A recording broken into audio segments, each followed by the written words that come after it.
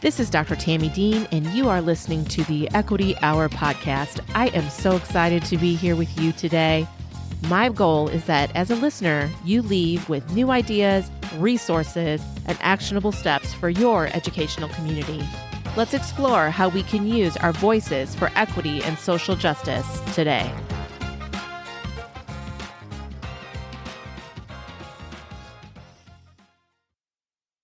Hello, everyone, and welcome to another episode of the Equity Hour with me, your host, Dr. Tammy Dean. I am so excited to talk about our episode today. It's been something I have been thinking about quite a bit over the last couple of weeks with some of our previous episodes. And so I'm really excited today to talk to you about the power in language. And how, as educators, and really as just humans moving through the world, how we choose to use our voice and our language is really important. I just want to start off with a couple of things that I've seen recently, and I apologize if I find these videos again. I will link to the creators where I saw these. I was scrolling the other day and I saw a video. It was super powerful. It was about a teenager. She was in high school talking about how she hung out in the art room. She was pregnant during a certain time.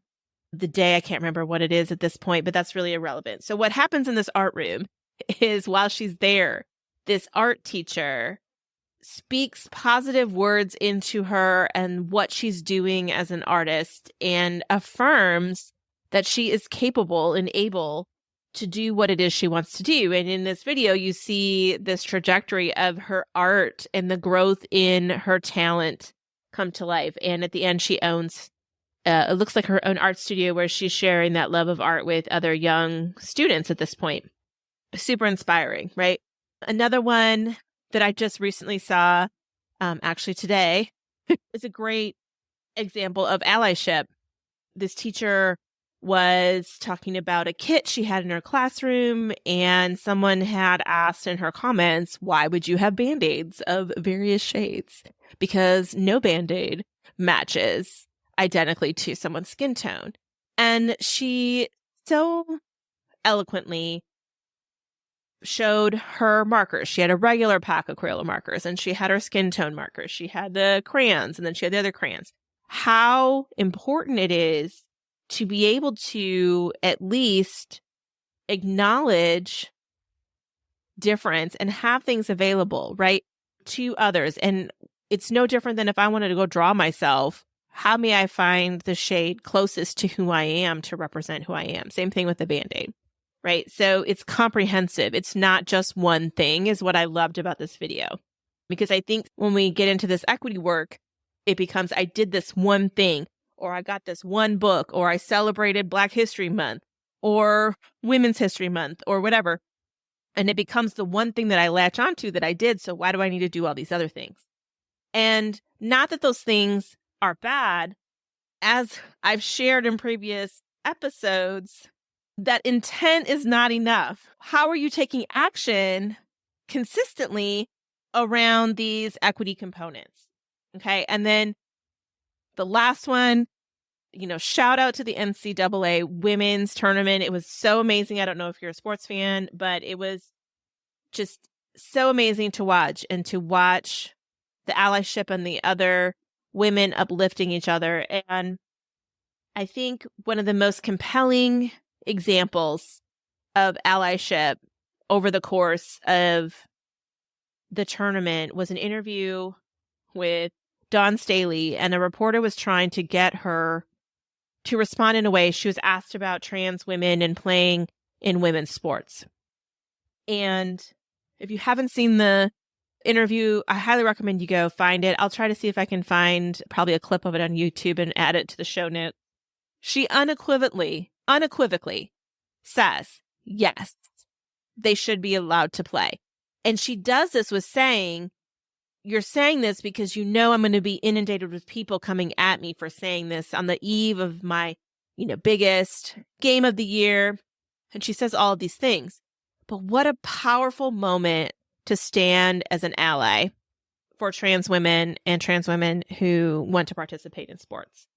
So I say all of that because each of these people, these are just a handful of examples. I'm sure you've seen some as you go throughout your day. And I want you to try to notice when you see the power of people's words and how they choose to support social justice and equity in day-to-day interactions. Only one of these, well, I guess two of them within a school, but at the time they weren't really like, oh, this is how I lesson plan and this is how I set up my classroom. It's just becomes a part of who they are. And so that is the goal of what we do in the work with Dragonfly Rising, this podcast, my coaching, consulting, all of those things is to get to ways in which we can support and make this change in our spaces. It comes down to this question, right? Like, well, why does this matter?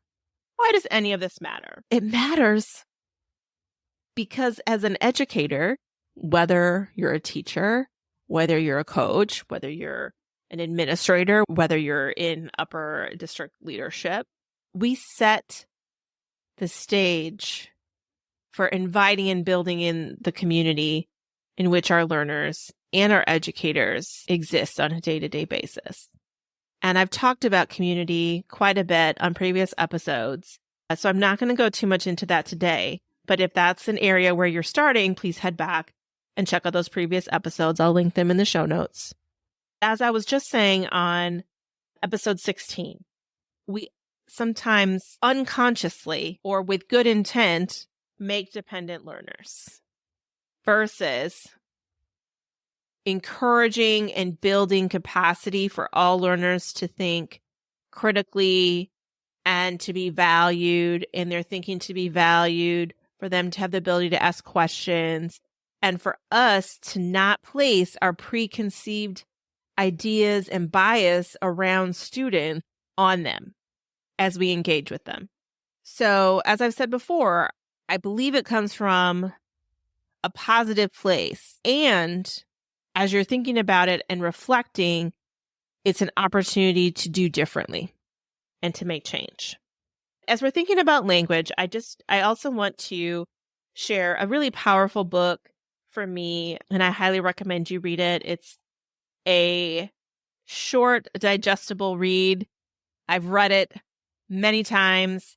I had my students read it. I highly recommend the book Choice Words by Peter Johnston. He very eloquently provides some examples from classrooms on how language truly sets the tone for the learning that takes place in the environment and whose voice is valued and whose voice is really heard.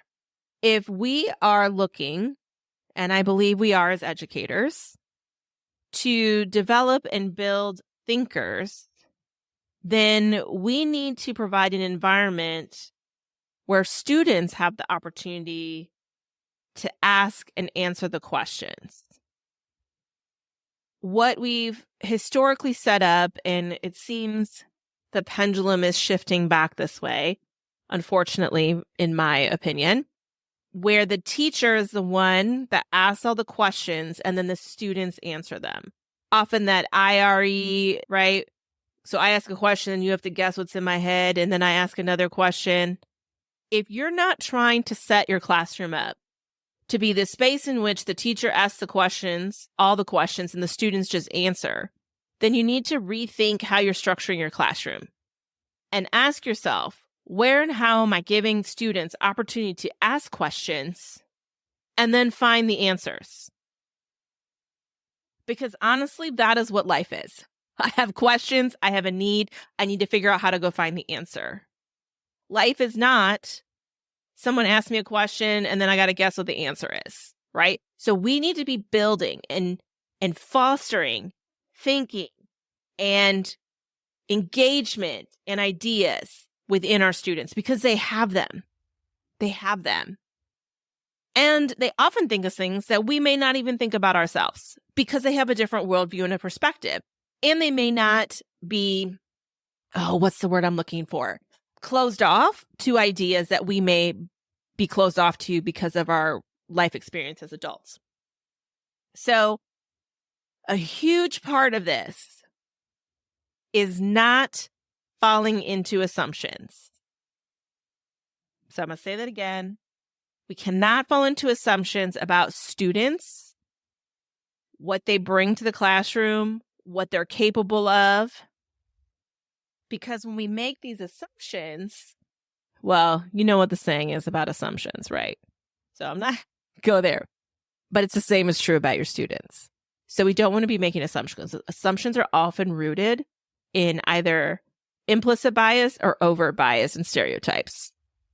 So stop making assumptions. When we do that, we can also start thinking about how language positions people both intentionally and unintentionally. So coming back to I'm the teacher, this is my classroom, and I'm the one that asks the questions, and students are ones that answer. We've now set up this power position where the teacher is the only one with the right answer or the answer.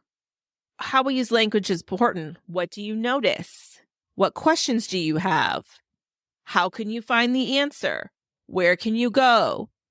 We need to build in open language because how we use language, believe it or not, is a social justice issue because classrooms tend to have value-laden judgment types of language. I used this example a lot when I was teaching pre-service teachers that were looking to become teachers. And again, it comes back to there's not always a malicious intent. Let's say I'm walking around the classroom and I'm just commenting about students and their work. And I'm like, nice job. Nice job. Good job. Excellent. Very good. Oh, that's wonderful. And in my mind, I'm just trying to change up what I'm saying so I'm not saying the same thing. So there's really no difference to me in why I'm using or saying certain words. To the students, that can mean something totally different. And I'm going to tell you, every time I did this example, and I wouldn't tell them what I was doing, I was just doing it, I would ask them how they felt. And they didn't feel good. They're like, I'm wondering why, Sam got an excellent and I only got a good job. Rather than value judgments like, I love. Teachers also tend to do this very much. I love how so-and-so is standing in line.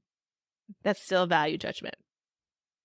Rather, rephrase that because the like or love is you putting judgment on something. I'm going to need you to now shift your thinking into noticing and naming because this removes the assumption and can focus on the child and what the child is actually doing.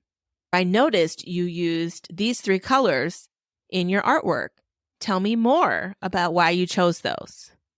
I see you used X, Y, or Z. Tell me more about that. I noticed you used these 3 resources. We're focusing on what is actually happening versus our feelings and judgment around the actions or learning that's taking place. And what this does is helps our students build trust in their thoughts, in their questions, and intuitions around the world and thinking and learning and their processes, right? Because all of our process is not the same. Now, I get it. If you're a math teacher and I got to follow the order of operations, that's not what I'm talking about here. I'm talking big picture. We want them to be able to explain how or why they got to this answer because that gives you insight into what they're doing well and their strengths and takes an asset-based approach so you can build on those. Okay? And we want to build students' confidence around trusting their own feelings, their own thoughts, and their own intuition. Because if we don't, we get back to the scenario where I talked about in episode 16, where we build these students, and this is typically lower, quote unquote, students that we've labeled lower, right? Where they're always looking up to the teacher for the next step and answer, because that is the type of climate you've set up. That is the culture you've set up. That is how you've been using language in your classroom and has set that up. This all leads to agency. Students have a desire for agency just as we do as adults. As you're thinking about some of the ways that you can possibly shift your language if you need to, celebrate how you're noticing and naming if you are, consider where are the opportunities to build in capacity and agency for students, remembering the value of productive struggle. The struggle is where the learning happens. The challenge is where the learning happens. That helps move us with a growth mindset. That helps us think about, how did I do that? That helps me build language to explain how I did that. It also helps students advocate for what they might not know. So I did and was able to do blah, blah, blah. I'm not sure how to do this. And it invites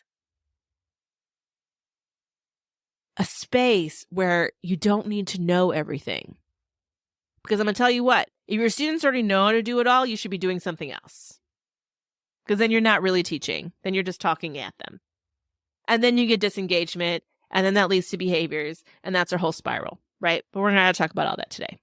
We're going to come back to, we want to consider and think about, how do we use language to set up an environment that empowers students, their thinking, their application of learning, their questioning, using resources and tools, okay? And you, the educator, are a resource and a tool in the classroom as well as the other students. Keep this in mind. We are not fostering a banking model here. Students are not empty vessels that we're just pouring learning into. We are nurturing thinkers, creators, engagers, wonderings, and all of the wonderful things that comes with the excitement of learning. All of this for me comes back to space and environment for joy. Language is a social justice issue, and it's an important one for us to be thinking about in our day-to-day interactions with students. I gave you a lot to chew on in this episode today in our short amount of time. I will drop a link to Choice Words by Peter Johnston in the show notes. Please take a look, check him out. The book is wonderful. Hit me up on Instagram. Let me know what you think. And looking forward to talking to you next time. Thank you so much. This wraps up another episode of the Equity Hour podcast with me, your host, Dr. Tammy Dean. Make sure to check out the show notes for any resources, links, and next steps from today's episode. Head on over to Instagram and give us a follow at Dragonfly Rising LLC for more tips, resources, and opportunities to connect. Thank you so much for joining us. And remember, intent is not enough. Action is necessary. How will you use your voice today?